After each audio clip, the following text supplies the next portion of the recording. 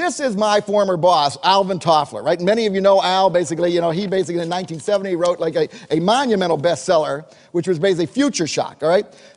But what he's really telling us here is that every person in this room is a futurist.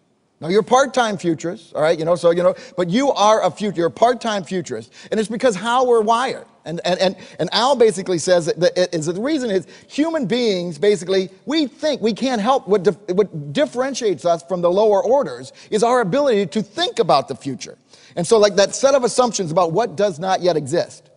And I think Clay Shirky did a brilliant job really, really like driving it home, because we as human beings basically are no longer thinking alone. We're no longer thinking alone, and we are no longer thinking silently. And that has a major implication. The future is bright because there is nothing that human imagination linked with the power of analytics cannot accomplish. Again, Al Toffler, he says, the one major trend, the uber trend that we all have to be concerned about is the acceleration in all things. The acceleration in all things. Well, I'm not telling you anything new here. All right? You're like, okay, things are accelerating, okay, I got that. How is that new? How does that impact me? All right? So he told us that change itself has changed. Okay, interesting, but okay, I'm not getting the operational takeaway, all right, type of thing, all right? But, and he also forecast, and he was correct in this, is that catching up and keeping up would become a major source of angst. All right, this like, and I don't know, forgive me for the American cultural alert, but this picture up here is like the Lucy commercial, which I think has actually been broadcast. I know that it's in space because the first thing that aliens will bring back to us is this particular visual, but it's the assembly line where they're making chocolates and they come too fast and they start eating all the chocolates. So that's sort of part of the problem we're bumping into.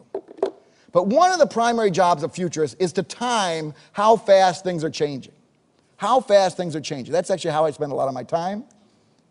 And now I know many of you feel tired. I mean, this is actually a study done by Yahoo, basically, and OMD, and they said, like, okay, let's add up all the multitasking, all right? There is a reason you're tired. The reason you're tired is that you add all that type of stuff up, it's a 43-hour day. It is a 43-hour day. The defining reality of the world we live in is basically exhaustion. All right, this is how we're coping. I'm not certain that is sustainable, all right? But we just add that stuff up, and we just keep adding on and adding on and adding on. And earlier today, Clay Shirky, a good friend of mine, basically talked about the pace of change, how it's accelerating. I actually timed this, all right? We actually looked at this, basically, and the speed is accelerating.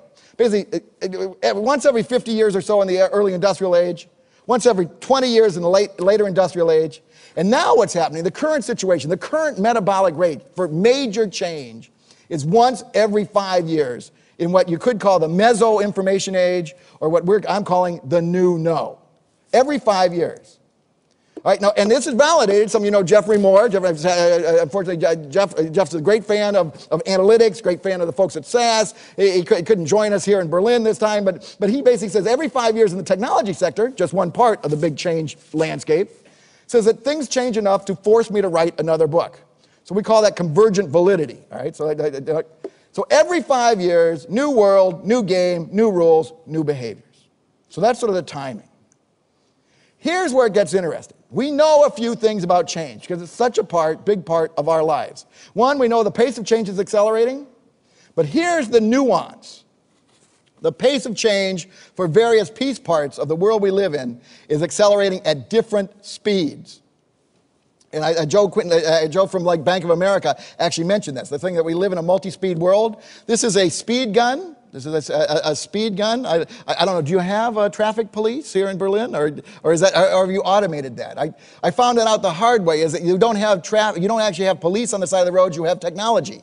I just thought I was getting my picture taken as I was speeding in Amsterdam. But anyway, a macro trend every executive must understand is this thing called de-synchronization. Things are moving at different speed. Things are moving at different speed. This is very, very disruptive.